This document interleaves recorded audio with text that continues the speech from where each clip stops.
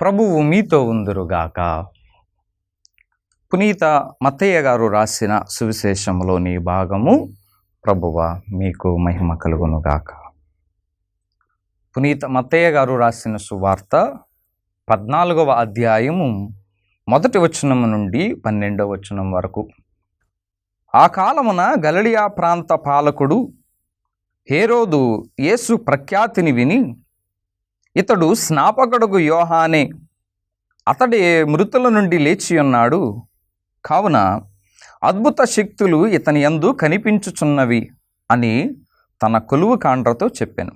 హేరోదు తన సోదరుడగు ఫిలిప్పు భార్య అయిన హేరోదియా కారణముగా యోహానును బంధించి చెరవేయించెను. ఎలైనా ఆమెను నీవు ఉంచుకొనుట ధర్మము కాదు అని యోహాను హేరోదును హెచ్చరించుచుండెను. యోహానును చంపుటకు హేరోదు నిశ్చయించెను. కానీ అతడు ప్రవక్తయని ప్రఖ్యాతిగాంచుటచే ప్రజలకు భయపడెను. హేరోదు జన్మదినోత్సవమున హేరోదియా కుమార్తె సభలో నాట్యమాడి అతనిని మెప్పించగా, ఆమె ఏమి కోరినను దానిని ఆమెకు వసగెదను అని అతడు ప్రమాణపూర్వకముగా వాగ్దానం చేశాను. అప్పుడు ఆమె తన తల్లి యొక్క ప్రోత్సాహం వలన స్నాపకుడగు యోహాను శిరస్సును ఒక పళ్ళెరములో ఇప్పుడు ఇప్పింపుము అని అడిగాను. అందుకు ఆ రాజు దుఃఖించెను. కానీ తన వాగ్దాన కారణముగా, అతిథుల కారణముగా ఆమె కోరిక తీర్ప ఆజ్ఞాపించి సేవకులను పంపి చెరసాలలోనున్న యోహానును శిరచ్ఛేదనము గావించెను. వారు అతని తలను పళ్ళెములో తెచ్చి ఆ బాలికకు ఇవ్వగా ఆమె దానిని తన తల్లికి అందించెను. అంతటా యోహాను శిష్యులు వచ్చి అతని భౌతిక దేహమును తీసుకొని పోయి ఉస్థాపనము చేసిరి. పిమ్మట వారు యేసు వద్దకు వెళ్ళి ఆ విషయమును తెలియజేసిరి. ఇది ప్రభుని సువిశేషము. క్రీస్తువా స్తుతి కలుగుగాక.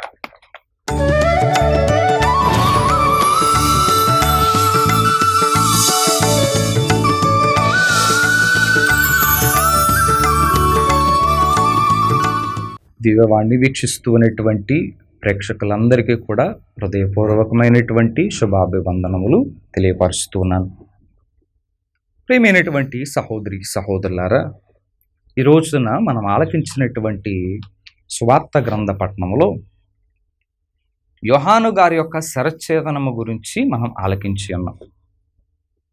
బప్తిస్మ యోహాను గారు ప్రవక్తలందరిలో కల్లా గొప్పవాడు. ఎందుకనంటే యేసు ప్రభు వారి యొక్క మార్గాన్ని సిద్ధపరచటానికి యేసు ప్రభు వారికి ముందుగా వచ్చినటువంటి ప్రవక్త. అంతేకాకుండా స్వయంగా యేసు ప్రభు వారే అంటారు.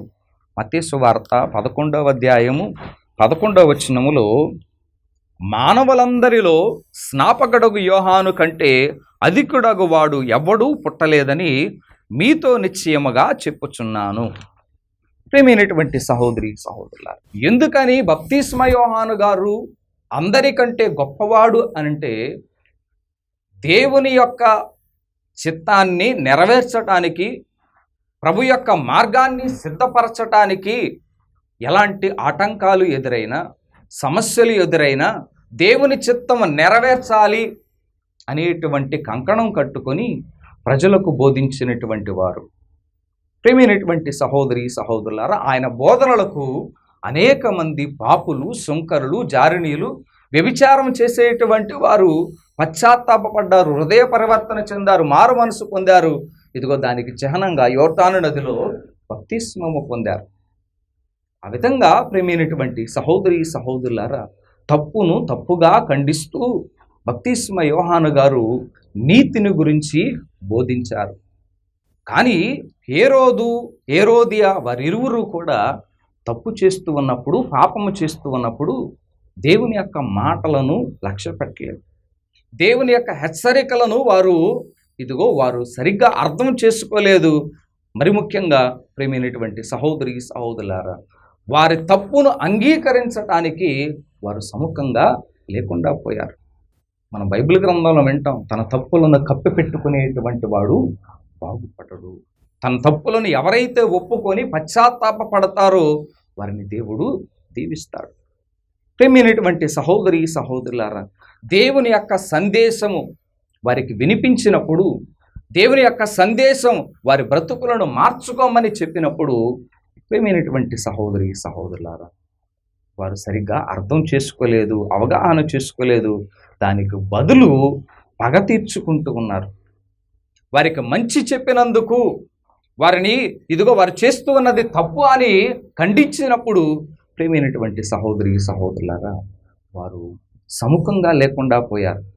ఏ రోజు ఒకంత భయపడుతూ ఉన్నప్పటికీ ఆయనలో ఉన్నటువంటి ఈ అధికార దాహం అనేటువంటిది ఆయనను సరిగ్గా ఈ యొక్క మారు మనస్సు పొందటానికి, తప్పు చేయకుండా ఉండటానికి ఉండలేకపోయాడు. ప్రియమైనటువంటి సహోదరి సహోదరులారా, మంచి చెప్పినప్పుడు దేవుని వాక్యము మనందరికీ కూడా హెచ్చరిక జారీ చేస్తూ ఉంటుంది.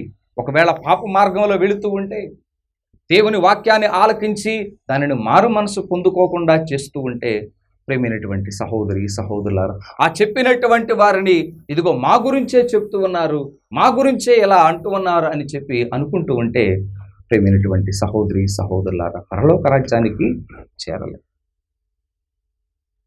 గ్రద్ద పైకి ఎగురుతూ ఉన్నప్పుడు కాకి ఆ గ్రద్దను పొడుస్తూ ఉంటుంది. ప్రేమైనటువంటి సహోదరి సహోదరులారు, మంచి చెబుతూ ఉన్నప్పుడు అనేక మంది అలా పొడవటానికి ప్రయత్నం చేస్తూ ఉంటారు. కానీ ఆ గ్రద్ద ఆ కాకిని ఏం చేయదు, కానీ ఇంకా పైకి వెళుతూ ఉంటుంది. ఆ విధంగానే ప్రేమైనటువంటి సహోదరి సహోదరులారా, దేవుని వాక్యాన్ని మనం ఆలకించి మన జీవితాలను సరిచేసుకోమని హెచ్చరిక చేస్తూ ఉన్నప్పుడు దానిని ఆలకించాలి. యోనా ప్రవక్త నినివే పట్టణానికి వెళ్ళి ఆ ప్రజలకు పశ్చాత్తాపాన్ని గురించి బోధించినప్పుడు రాజు నుంచి పేద వరకు వారు పశ్చాత్తాపపడ్డారు, మారు మనసు పొందారు. వారి జీవితాలను మార్చుకోవటానికి గోనె ధరించి బూడిద పూసుకొని పశ్చాత్తాపపడ్డారు. కానీ ఇక్కడ హేరోదియా వారు దేవుని యొక్క వాక్యాన్ని లక్ష్య పెట్టలేదు. ప్రియమైనటువంటి సహోదరి సహోదరులారా, మన జీవితాలలో కూడా దేవుని వాక్యం హెచ్చరిక చేస్తూ ఉంటుంది. ఒకవేళ త్రోవ తప్పుతూ ఉంటే, త్రోవ తప్పి కుడివైపునకు అటువైపునకు ఎడం వైపునకు వెళుతూ ఉంటే, ఇదిగో దారి అని మనకు దేవుని యొక్క వాక్యం సెలవిస్తూ ఉంటుంది. ఆ వాక్యాన్ని ఆలకిస్తూ ఉన్నామా? 119వ కీర్తనలో 11వ వచనంలో కీర్తనాకారుడు అంటూ ఉంటాడు, అయ్యా ఇదిగో నేను పాపము చేయకుండా ఉండుటకు నీ మాటలను, నీ వాక్యాన్ని నా హృదయంలో పెట్టుకుంటూ ఉన్నాను. ప్రియమైనటువంటి సహోదరి సహోదరుల, దేవుని యొక్క వాక్యము సజీవమైనటువంటిది, చైతన్యవంతమైనటువంటిది. అది తప్పులను సరిచేస్తూ ఉంటుంది. ఈ రోజున మనందరూ కూడా బప్తిస్మ యోహాను గారు ఇదిగో పశ్చాత్తాపాన్ని గురించి బోధించినప్పుడు అనేక మంది మారారు. మరి దేవుని వాక్యము మనకు వినిపించబడుతూ ఉన్నప్పుడు ఆ వాక్యాన్ని మనం శ్రద్ధగా ఆలకిస్తూ ఉన్నామా?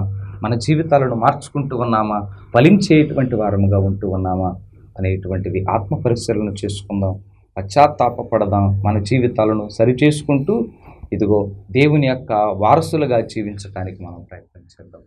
పితా పుత్ర పవిత్ర ఆత్మ నామమున ఆమేన్. పరిశుద్ధుడు, ప్రేమ కలిగిన మా తండ్రి, కృప కలిగిన మా సర్వేశ్వర, ఈరోజు బప్తిస్మ యోహాను గారి యొక్క శిరచ్ఛేదనము గురించి ఆలకించి ఉన్నాం. నీతికి సాక్షిగా నిలబడి ఉన్నారు, సత్యానికి సాక్షిగా నిలబడి ఉన్నారు.